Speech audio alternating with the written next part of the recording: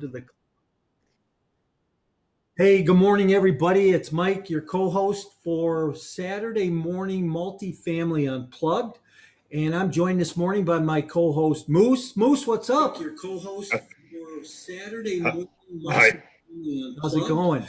And I'm Good, joined. Mike. How are you doing? I think you got your Facebook coming through. Yeah, I do. Obviously, we know we're live. Let me figure out how to shut it off. Right? Moose, what's up? I think I got it. Hold on. I can't. Oh, Hi. I got it. There it is. I muted it. Go ahead. Say hi now. Hey, how you doing, man? Glad to see you back. Yeah. I can't wait to hear about your adventure and everything, man. It sounded like a great time. Yeah, was an adventure, that's for sure. Hey, we got a couple people on live. Welcome. Chris is here. Laura's here. Hey, what's up, Laura? How are you? It's been a long week. Haven't heard from me, have you? Hey, anyhow, I am Mike, and I am your co-host of Saturday Morning Multifamily Unplugged. Joined this morning by my co-host Carl Moose. Moose. Listen, Moose, I was gone all week. I stayed in a cabin, and the name of the cabin is Moose. It's a big banner above the door to the cabin, and I took a picture and texted it to you this morning. So I hope that you see that. It's too bad That's awesome. I don't have enough technology behind me to put that out here. Okay, here our guest is here. Let's let him in. All right. While he's loading in, here's what I'm going to do. We are joined this morning Hello. by our guest Ryan Nunes. Ryan, good morning. I'm glad that you made it. Oh, Ryan, can you hear us? Okay. All right, there we go, Moose. Technology at its finest again. Yeah. Anyhow, I heard Ryan a minute ago. Ryan, is your microphone on? let me do this housekeeping, Carl, real quick. So, Multifamily Unplugged is here every Saturday morning for you. We go live on Facebook. We're live on Zoom. We have a house full this morning out on Facebook Live. Glad to see everybody here this morning. Blake, Laura, Larry, Chris. If I miss anybody, I apologize. Let me ask you a favor, though. Right now, go wake somebody up, stick a cup of coffee in their hand, give them some bacon and eggs in bed, but put an earbud in their ear, tune them into this, whether it's Facebook or Zoom, because we have a ride for you this morning. One thing I always say about Saturday Morning Unplugged, Carl, is that we never know where we're going to go. We don't know if our guest is going to show up, if they're going to be on time, or when they get here, where we're going to go. We wind up in some rabbit hole we don't know how to get out of usually all the time, wouldn't you say? Yeah. Well, that's the beautiful thing about it. It's totally unscripted, Yeah. So unplugged. go like us, love us, follow us, go to Instagram, Facebook, Twitter, LinkedIn. Look for us, follow us. We're out there. And please subscribe on YouTube to the YouTube channel. You know that the ratings help. The downloads have increased immensely. I can't believe it. I got to tell you this, Carl. I was on a podcast this past week that aired by a guy by the name of Seth Bradley. And we talked about multifamily and real estate and passive investing. And he's a syndication attorney that does a show. And he emailed me later in the week. He said he had the most downloads from that show that he's had the entire time he's been doing his show, which is pretty long, almost like 3 years. I think he's been doing it. So Seth is Nice. a great guy. So let's get this thing kicked off this morning. Carl, anything you want to interject before we introduce our guest? No, I'm just interested in finding out, like always, what Ryan's experiences in real estate, how he got started, where he is today, his journey and his story. So, yeah, whenever you're ready to turn over to Ryan, I'd love to say hello and hear from Ryan. Well, Ryan, I'm glad that you're here. It's good that you finally made it this morning. And why don't we do this? Let's take a few minutes. Why don't you introduce to yourself to people? Tell them a little bit about your background and how you wound up here on our show this morning. Because Hey, Mike you, and Carl. you may regret it when we're done this morning. Mike and Carl, can you hear me okay? Oh, we can. Yes, sir. Awesome. Well, thank you so much for having me on. I really appreciate it. I started Life Changing Capital just over 2 years ago, and I transitioned out from Wall Street. I was working as a managing director in commodity derivative sales and started investing in multifamily because I thought the tax benefits were unparalleled. And I really like the story, particularly in the Texas Triangle. I'm based in Houston, about the population growth and me being, an evidence of that transplant from the East Coast to Texas, and just seeing a ton of cranes. They say the state bird in Texas is the crane, and just seeing a ton of migration, population growth. I needed to get involved in a number of GP opportunities for tax purposes, and joined two experienced gentlemen on two deals that they were working on, and got my hands dirty with the asset management, and realized that, hey, one deal was 238 units in Athens, Georgia. Another one was 154 in Dallas, and just felt very comfortable being on those calls and interacting with the property management team and the rest of the team, that, this was something I felt at a time where, I could launch off and partner with someone and start leading deals. And so I partnered with a gentleman who also had a similar background, M&A, private equity, and based in California. And we started looking at deals. We underwrote 300 or so deals, or reviewed 300 or so deals, bid on about 30 and won 3. So we closed our last deal in just about 7 weeks ago. And so now I'm a general partner in 777 units and a passive investor in 18 deals, which is just over 3,000 units. Well, good for you. You really jumped right in with both feet. I like the fact that you left Wall Street for alternative investing. I always look at Wall Street, especially if you're uh, doing an IRA or a retirement fund of some sort, that it's all so structured, right? Stocks, bonds. You have to do what somebody else tells you to do. But when you get into alternative investing, you have more options. Whether it's real estate or gas and oil, or whether it's cryptocurrency, it's something else that you can do. And I think it gives diversification a whole new name. Yeah, for sure. I think, we were pretty restricted, and we had to get compliance approval for any individual stocks that we traded. We had minimum hold periods, and Wall Street's just very sensitive to those things, and they should be, just given insider trading and so forth. So when I got into multifamily, which frankly I didn't know what a cap rate was just over 2.5 years ago, and was just really, the world kind of opened up in terms of alternative asset classes and just more diversification for my portfolio. I think if there's one thing I believe in, it's diversification across asset classes, and then within that asset class, as it pertains to multifamily, diversification across markets and sponsors. Yeah, for sure. So what are you working on right now? So, my time is split between actively asset managing the 3 deals that we led. And so we are very, very performance focused. There's a word on Wall Street that they talk about alpha, which means, how do you outperform? And effectively, we strongly believe that alpha is generated through asset management. So we spend a lot of time doing that. So yesterday, I was at our property for 5 hours, walking the vacant units, meeting with the different contractors, approving projects, meeting with the staff, and just making sure that they're thinking like owners, and we're there to help them with anything that they need. And then the rest of my time is really split amongst acquiring deals, underwriting deals, and marketing, being on podcasts like this and so forth. Yeah, good, good. Hey, so let me ask you a question. You mentioned a word, alpha, right? And that seems to be a new hot word in the industry. One thing I know about multifamily is, when I jumped into this space, from coming from residential real estate, and actually my background was contracting, right? I had a general contracting business for years. But when I jumped in this multifamily space, it was like I jumped into a restaurant that had 10 pages on a menu.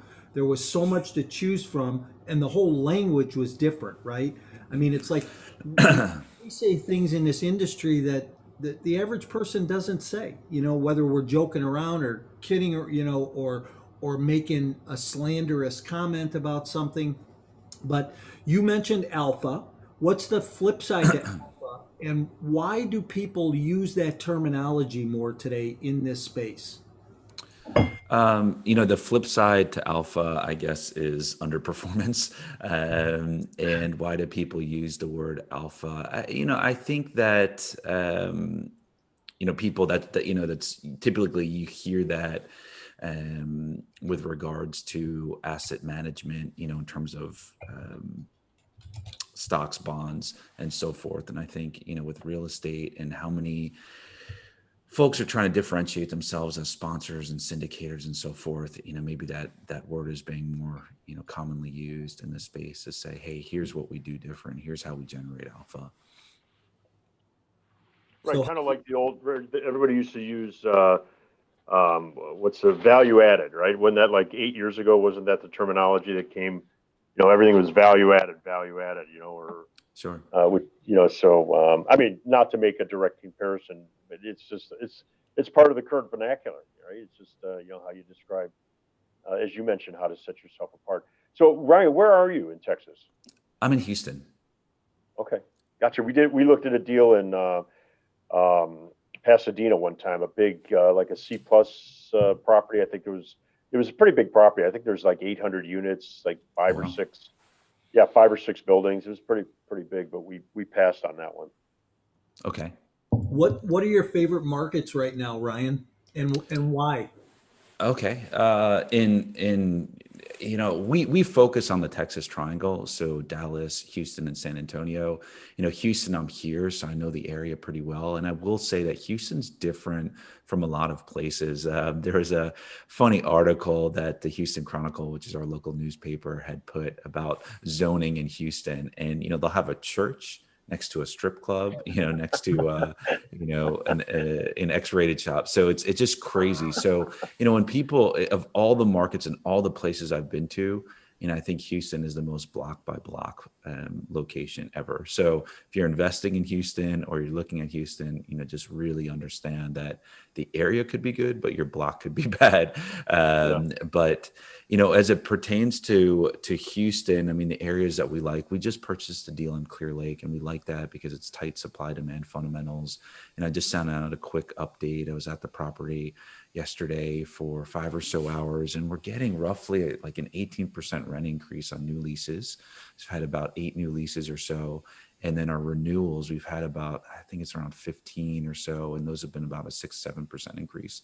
So that's been really healthy. A lot of deals are trading hands. As what happens in these markets is, we go out and buy something, or someone else buys something, and then all the brokers call all the other properties around, and people say, hey, if you can get me that value, I'll sell. And so, these markets go in waves of selling, and Clear Lake seems to be one where there's a lot of deals, and candidly, a lot of trades that are trading higher than what we paid, and all those people are going to be turning units, upgrading units, pushing rents higher. So it's kind of that rising tide lifts all boats, and so we like what we're seeing there. We also have a deal in Houston called Costa Mesa that's kind of 249 and Sam Houston Tollway by Willowbrook Mall, and that's just been a great pocket. We see path of progress.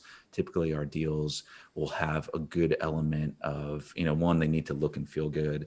As putting the numbers aside, the numbers need to check out, but we'd like to see things close to schools, walking distance to different retail, just a nice place to live, work, and play. So we've done really well in San Antonio. South San Antonio has been great for us. I mean, I think our asset is it's unique. It's 80% one story. So renewal rates on that, we took over in October of last year. Renewal rates have been 85%, which is insane. And people have been absorbing, pro forma rents or market rents without asking for anything. They just like the community that much. And a lot of that is we spend a lot of time improving the community, partnering with churches, improving the exteriors, just to make it a nicer place to live, work, and play. In Dallas, the areas that we like, anything mid-cities. So we like Irving, Garland, Mesquite, even. I mean, there's a lot of places to like in Dallas. I think the places that we stay away from is South Dallas, East Fort Worth, anything with kind of lower median incomes, anything below 45,000, and we just shy away from generally across the country. You bring up a good point though. And people that are listening, you and Mike and myself, we may have a little bit more experience than some of the people who are listening, but the fundamentals are the same, right? You want to know your neighborhood. And I use the example of Chicago. Lincoln Park in Chicago is different than Washington Park or, Humboldt Park. So whether you're just talking about a geographic, circumference of 30 miles or, if you're in different markets, like you said, the three different markets that you're in Texas, really understanding the local market. And even to your point, from Houston, and it's so funny you mentioned that because one of the reasons we walked away from that deal in Pasadena was literally right down the street was a big, it was a big refinery, and we were like, we don't want to be next to a refinery. So, understanding the local market when you're going out to buy and understanding the dynamics of, like you said, absorption rate. Are people, are your vacancies going to be absorbed by the market? Are your tenants going to renew their leases? Is there an election of a mayor or a new alderman or somebody that the politics are going to have an effect on you? I mean, those are important points that I think you made. And for our listeners, you really want to understand what's happening locally when you're buying a piece of property because it will affect your business. Yeah, for sure. I have to make a couple of comments. One is, listen, Houston's not unique to the church next to the strip joint. I mean, you can find that right here in Melrose Park outside of Chicago where they build a strip joint right behind a convent, So, Carl, you know that story. So, Yeah. Oh, well, that's because I go to church, Mike. I don't go to the strip joints. I go to church. but do you go to that church? So that's the question. Hey, Ryan, let me ask this. What do you like about the business and what do you not like about the business? Because we all like to do something more than something else. Like, I love to underwrite, but I really love to look at deals too. Um, so, what do you like to do about the business or don't like? Yeah, Mike, that's a great question. And it's kind of, knowing yourself, knowing what your strengths and weaknesses are. And what I really enjoy, just, kind of macro perspective is the fact that I have two kids, they're 9 and 11, and that this is a long-term play. Real estate will be around, multifamily will be around for forever. I don't know what could really, game change multifamily. So that's one thing I like. And each year builds upon itself. So, each year of operating experience and connecting with folks like yourselves and different brokers and people in the industry just builds upon itself. So I really, really like that aspect of that sustainable aspect where that was very different. I was very sensitive to that in commodities because we went through boom and bust all the time. And it's kind of like you're on a train that's slowing down, right? There's a huge transition to new technology and new energy. And so, for me, having done commodities for 13 years, I'm just very sensitive. And so, when people ask about what do you like about it, that's probably number one, that, each year I can invest more in this space and feel like it has, compounding returns. Number two, I think I get fired up. I really enjoy, like I was on vacation for 2 weeks and I still dialed into all our calls. And, I just get fired up about that. I really enjoy hearing about, resident stories and, interacting with the team and seeing change at the property, approving projects and being like, wow, this was, yesterday we approved a game room that, when I first toured that property, and that's like the moment I remember when I stepped into that room and it was like, nobody uses this. It was like, wow, this is huge. It was like over 1,000 square feet and we can turn it into a 3-bedroom. And that's what we're doing. So we just approved that yesterday. And so it'll just be exciting to see that transformation, to see when the resident moves in and to hear a story of like, wow, I just love my unit. I love what you've picked out in that unit. So, that to me is really exciting, that human aspect and interacting with both residents. I mean, I've met with residents as well as the folks kind of boots on the ground. And then two, I'm a salesperson at heart, and that's what I did on Wall Street. And so a lot of that is, kind of why do I like sales? It's more because I just enjoy people. So connecting with investors, meeting with other folks is I really enjoy that. And I think to your second part of the question, what are things that you don't enjoy? I think the hardest thing for me in this space is you go down a lot of rabbit holes, and sometimes you have to do it. I mean, we spend a lot of time figuring out how can we save time and how can we have a quick no, a quick maybe and a quick yes. Um, and just through deal screening, because doing your due diligence and underwriting a deal can be very time consuming. And so when it doesn't lead to the deal, which just by numbers, more times than not, it won't lead to the deal, unfortunately. And so, that can be painful, because you're just like, wow, I just spent, however many hours working on this deal. It got awarded to somebody else, and there's no like rebound, there's no, hey, there's like, you get half of the deal, or no, or there's another trade coming. It's like, nope, you spent all that time, and hopefully you built some relationships during that, but now you need to go start from ground zero for the next project. So that to me is something that is really, really challenging. And again, that's different than my commodities days, where if you're doing business with a client and they had 100,000 barrels of production and they hedged 5,000, and you missed that one trade, well, they have 95,000 more barrels of production, and they're going to hedge that. And if once those hedges roll off for that 5,000, which may be over the next year, it's like they're going to hedge those again. So there's always like a rebound on that. And here it's like, it's over, like the lights just go out. And that has been really tough. And we've tried to, I guess, mitigate that by, just being selective where we spend time. I don't know if you have any suggestions on that, but I'm always looking for ways, because that can be kind of heartbreaking part of real estate. Yeah. So let me just make a couple comments here. If you are on Facebook and you have a question, and we do have a couple questions that came in, or if you're on Zoom and you have a question, go to the chat, write something in the chat, and let us know that you're here too. We want to say hi to you. If you need something from us, you could DM me or DM Carl, and we'll make sure that we get that answer for you. But hey, Ryan, we have a question in from an ex-trader. I just happen to know this gentleman. But he says, Ryan, how do you deal with the somewhat liquid nature of real estate versus instant liquidity of commodities? Yeah, no, that's a great question. I'm assuming he meant illiquidity of real Yeah, estate. that's what he meant.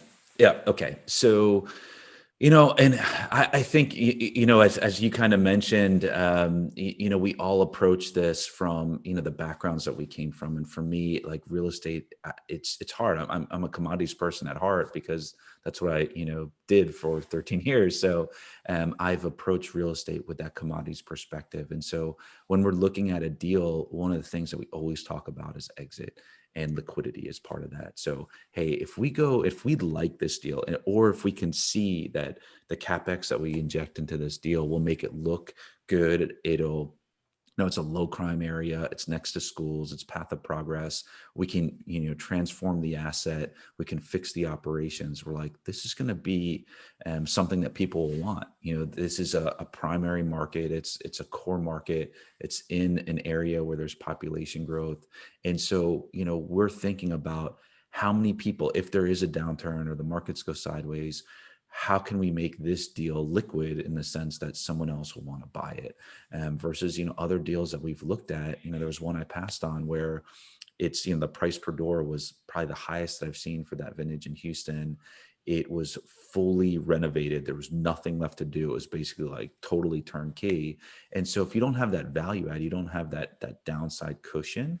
And, my thought on why we passed on it was like, if the market does go sideways, someone's going to say, I want to buy a deal where there's value add, where there's not a flat roof, and, there's more path of progress than what we're seeing here. And so we try to just stack the deck in our favor and constantly talk about, my partner and I, what is the next person going to think when they see this deal, and what do we need to do to position it for sale? It's like the day we buy it and the day we bid on it is the day we're thinking about selling it, so that in our minds, we're constantly thinking about the liquidity on the exit.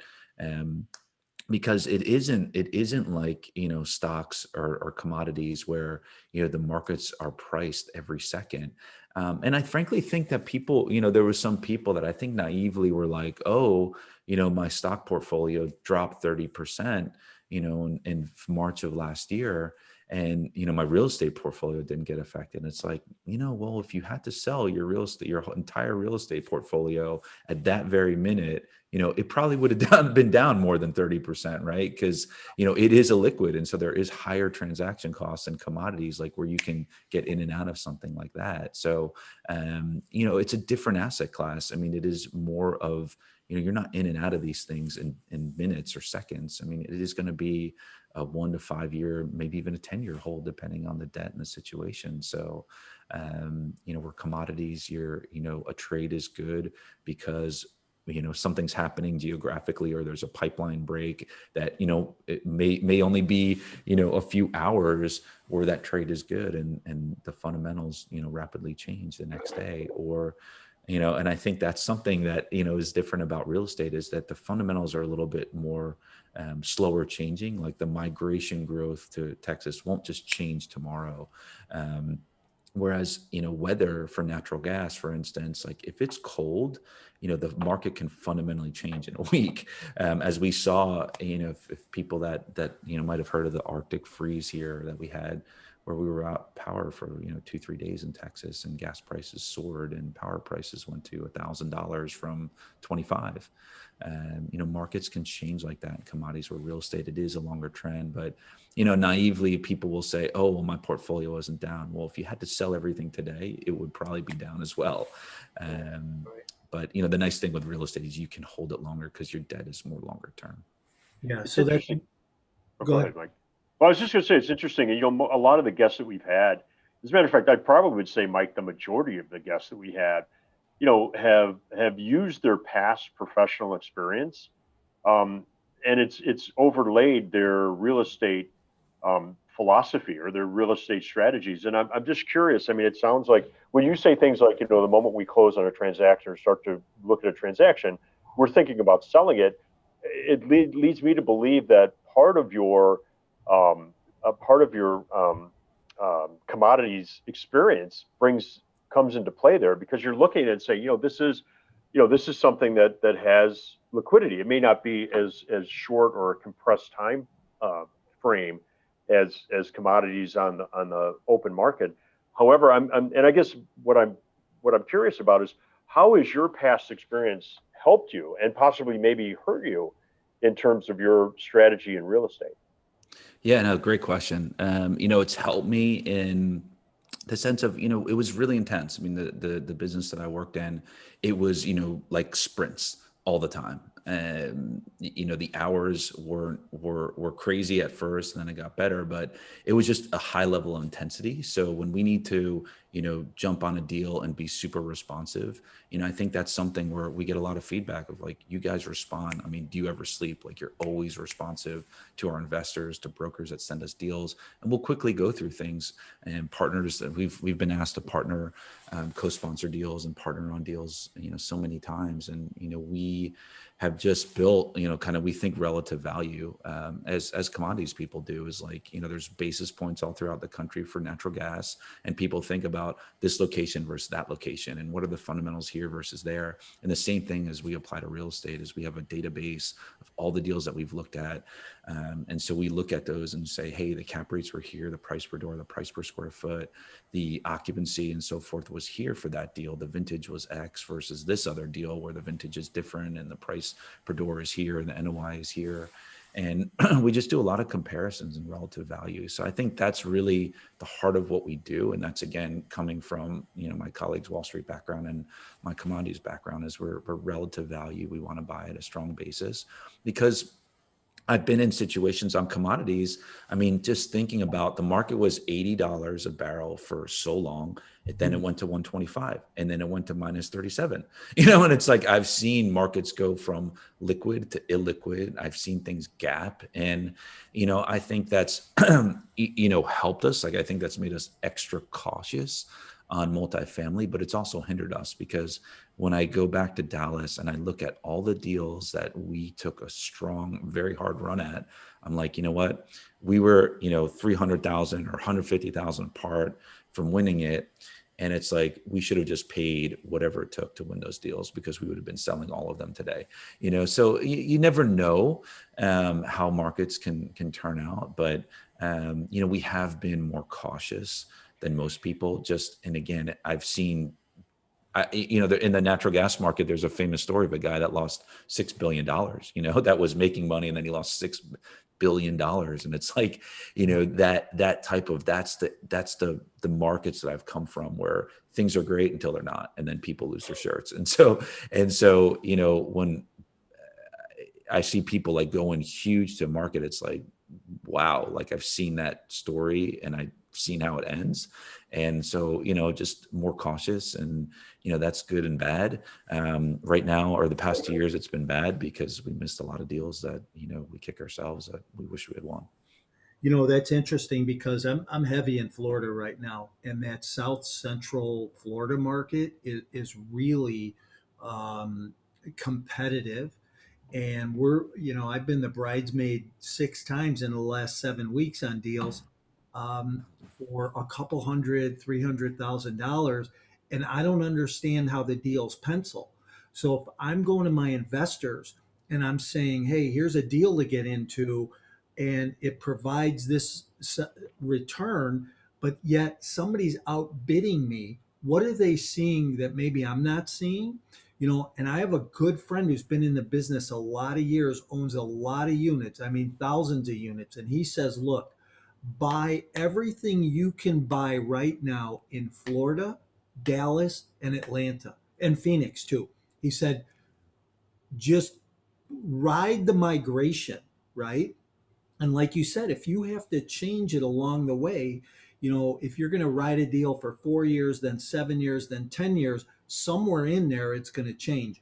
And I really like what you said. You alluded to my book, and now I have to give a shameless plug because I wrote a book called Exit Plan, and you start Nice. talking about that, right? But I've always believed that you have to start with the end in mind. Ever since I read Covey's book years ago, Sure. chapter 2 in that book of 7 Habits of Highly Effective People says, start with the end in mind. And until we get that, and here's what I say. I've spent hundreds of thousands of dollars over the years on coaching and training and books and tapes and seminars.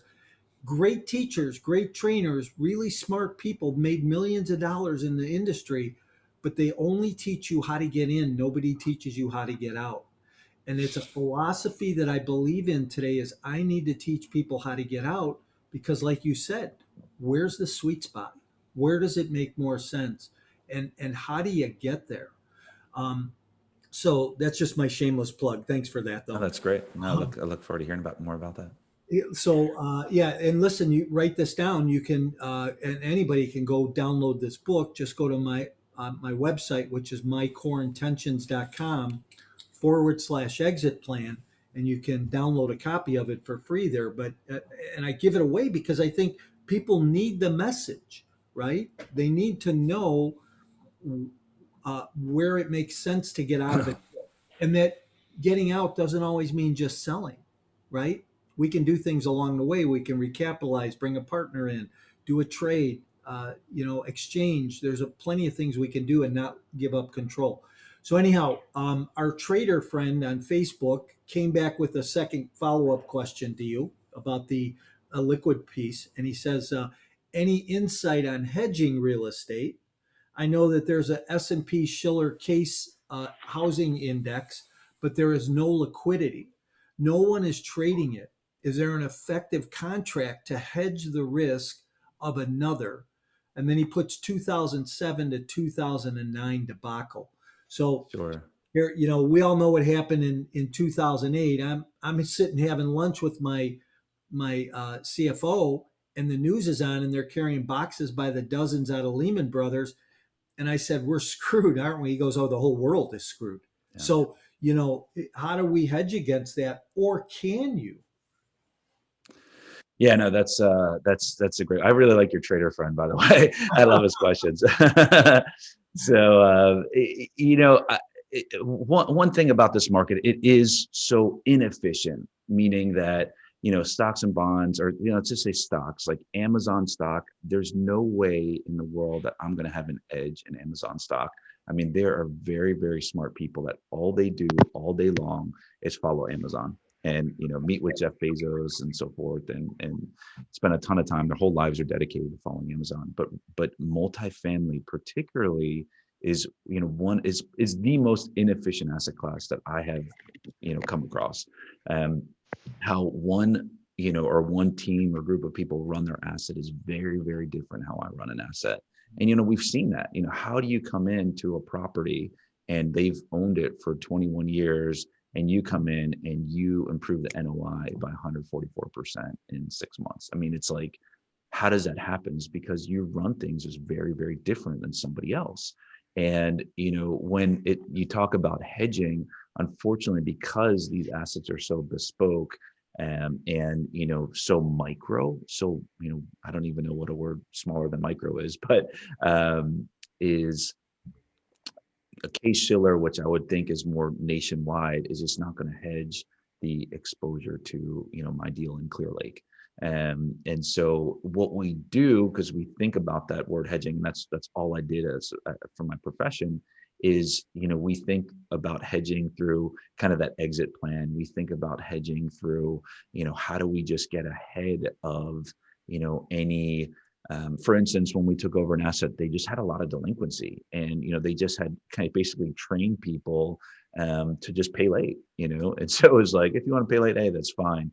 And so what we did was we're like, no, you have to pay on time. And then people start respecting you. We offered, a raffle so that anybody that paid on time, we have a big TV that we bought, basically before we actually closed on the property, and some other gifts, so that like day one, when we closed and I went to the property, it was like, here's the TV that we're doing the raffle for, so that all the residents can see that if you pay on time, you get entered into this raffle, because we are changing behavior and things are going to be different.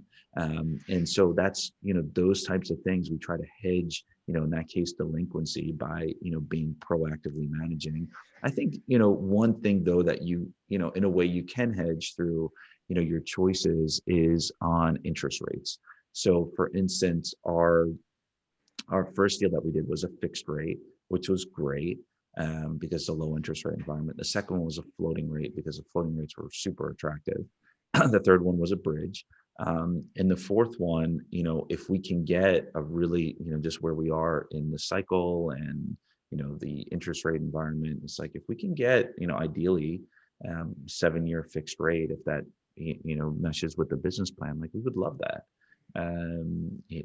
Without a heavy yield maintenance penalty, because if we do find that we're coming in at an attractive basis and the market continues to run, it's like, yeah, we want to, capture that and sell into that rising trend. So I think, I think, terms of hedging. Yeah. Oh, I'm sorry, I didn't mean to interrupt you. No, so I mean, I think those are ways that we can micro hedge, if you will. I don't know if there's, a macro hedge, like I can go, short this index against, property that I own. Again, because multifamily is one, illiquid is very micro. But I think you can hedge by diversifying across, it sounds like Mike's very active in Florida. I'm not, but, very active in Texas. So diversifying across markets and sponsors, because the chance that all the markets that Mike mentioned, which I think all of those are great. And I've, kind of admire people that just close their eyes and buy it because they'll probably be right. Is that, you can diversify across those markets and other markets. Yeah. Yeah, it's one of the things that while I was listening to you speak, it's Hey, you got a bad. You have a bad echo. Oh, I do right now? Yeah, I don't know what you did different, but you didn't have it before. Is that better? Yes, it is. Good job. Is that better? Yeah. So while I was listening to you, one of the things is, one of the ways you differentiate yourself is your mindset, right? I'm a big mindset guy. I'm a Napoleon Hill Think and Grow Rich, mindset person, and also, creativity. You know what I mean? Somebody that's owned a property for 10 years or 11 years, they get complacent, or their situation may have changed since they bought the property, or your game room example, they just didn't want to go through the effort of converting that 1,000 square feet into revenue producing area of the property. So I think that's got a lot to do with it, your mindset, and also, being creative, right? And coming in and recognizing that, these deficiencies, which for those you listening is basically people are paying the rent, they're just paying it late, which means, when you owe the mortgage or you owe your insurance payment on a certain date and the money doesn't flow in until a week later, the bank and the insurance company doesn't care, or the water company, right? So, recognizing those opportunities and being creative, like your raffle example, say, hey, if you pay your rent on time, you get a raffle. For some people, a big screen TV, which might have cost you, I don't know, $700 or $1,000 or whatever. It's pennies when you're talking about the other, fiscal variables. That's being creative, and I think that's an important thing for people to understand. That regardless of your level of sophistication, your mindset is extremely important, and also, keeping your eyes open and being creative to look for opportunities to improve the asset. So it's really great stuff, Ryan. Yeah, thank you so much. I appreciate that. Good job. So Ryan, one more question from Chris, but would you use options or swaps on interest rates? And here's what I say about swaps. I had a ton of swap loans before, and I didn't really like them. I thought that they were kind of a dangerous place to be, but that market may have changed. So do you have an opinion on it? And before you do, explain those. Remember, a lot of our folks may not know what that means. So explain the difference between the two. Yeah, so swaps is going to be a fixed rate product, so you convert from floating to fixed, and options are for if you buy what's called an interest rate cap. So if you buy an interest cap at 4%, that means that your interest rate will not exceed 4%. So you pay what's called a premium for the right to have that option. So we've done both. Our fixed rate wasn't really a swap, but you fix it, so effectively you've swapped it. But it's just embedded in the product that they're giving you. And then on the interest rate, we've done, lender required, and we would have done it anyway because it's prudent in case things went bonkers and rates, went through the roof, is because that's, where your deals can go upside down. Because if interest rates rise, and typically, yeah, you're paying more on financing, but your reversion cap rates are also going higher. Hopefully your rents are somehow offsetting that. So yeah, we've done both, and we try to be really selective. For instance, on the last deal, and we push really hard to just do a shorter term cap instead of 3 years, like just do 2. And, because if you do 3 years, you pay for that time value today. And, we thought that, hey, we're going to refinance, we're going to exit in 2 years on this deal. So let's just put a two-year interest cap in place instead of 3 year, just to be, and that saved us, I don't remember the numbers, but a significant amount of money. And again, it's just being real surgical and strategic about, how you manage and operate your asset. And again, it comes down to our thinking. And again, that to Mike's point, what is the exit plan, and begin with the end in mind. We knew that we were going to exit. So, why pay for things way out in the future that we don't need? Right. All right. Well, listen, hey, we are winding up here. We're about 45 minutes in. Carl, any last comments, questions, thoughts? No, Brian, really interesting. Great talking to you. I love Texas and look forward to just networking with you. How do people get a hold of you? I'll put it in the chat, or, email or LinkedIn, or what's the best way for them to get in touch with you? Yeah, for sure. Thank you so much, guys. Again, thanks for having me on. It's been a pleasure.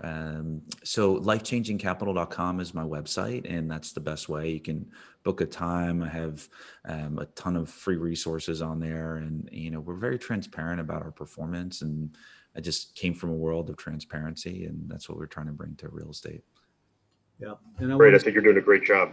I want to Thank say you so hi much. to a couple of people here this morning. Angel, Aaliyah, people joining us in on Zoom. And then there's a bunch of people out on Facebook. So if I don't mention somebody, but Jack and Chris and Larry and Laura, thanks for being here this morning. Ryan, last thoughts, last comments that you might have for a new investor, somebody coming into the market today.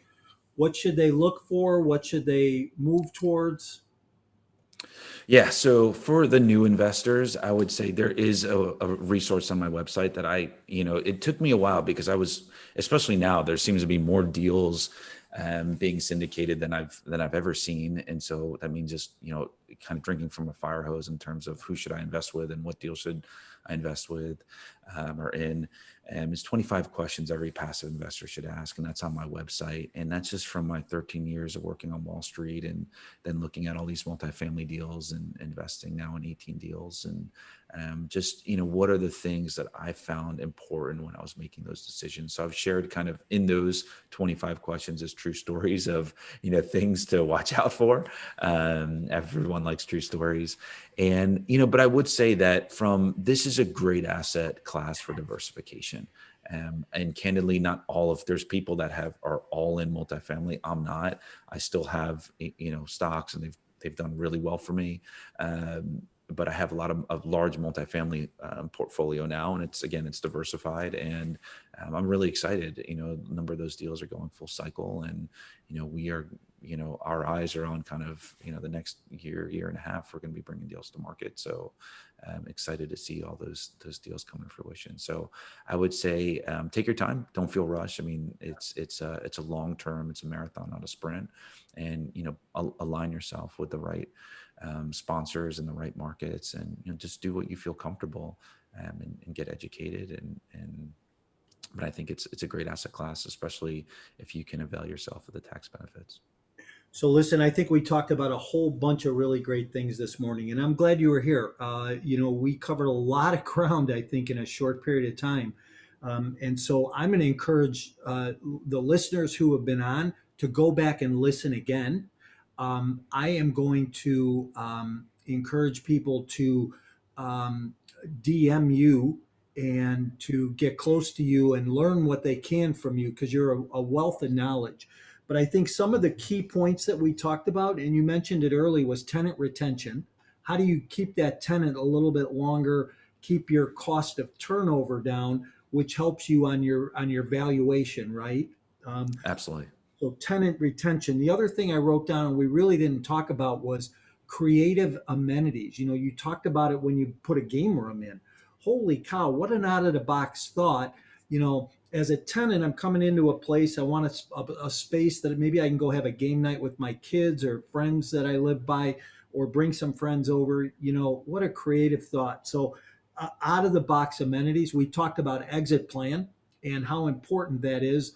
Your philosophy is right on. It mirrors my book. Go grab a copy of my book and go download your I don't know, I thought you said it was 13, but then you said 25 questions to ask about passive investing. That's right. 25 questions every passive investor So should go ask. to Ryan's website and download that white paper, because how to vet your sponsor is so important, so critical today. Hey, look, I've made some mistakes. And I know, coming from where I come from, if I'm going to get in a deal, I want to get in a deal with a sponsor who's made some mistakes, because this way I have the ability, I know he's made those mistakes or she's made those mistakes, and I'm not going to go, they're not going to probably go make them again. So I talk about that. Last thought I have is August 20th through the 22nd in Schaumburg, Illinois. I'm doing a live event. It'll be a 3-day multifamily mastery. Man, come show up, grab a seat. I got an early bird special going on right now. Go to my website and buy a ticket. But I have to tell you that it's going to be 3 days of packed full information. If you thought this 45 minutes this morning was a lot, wait till this 3 days in August. So I look forward to seeing people there. There's a couple previews coming up. Watch your email. And Carl, as always, it's a pleasure on Friday or Saturday morning, after Friday night is what I meant to say. And we know how much you love Texas, Carl. So I'm surprised you didn't wear your 10-gallon hat this morning. Yeah, absolutely. I always say Texas is if I was going to move to a foreign country, it'd be Texas, because it's the only place in America that's still like America.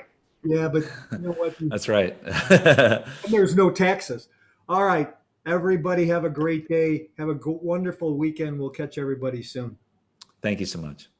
See you guys.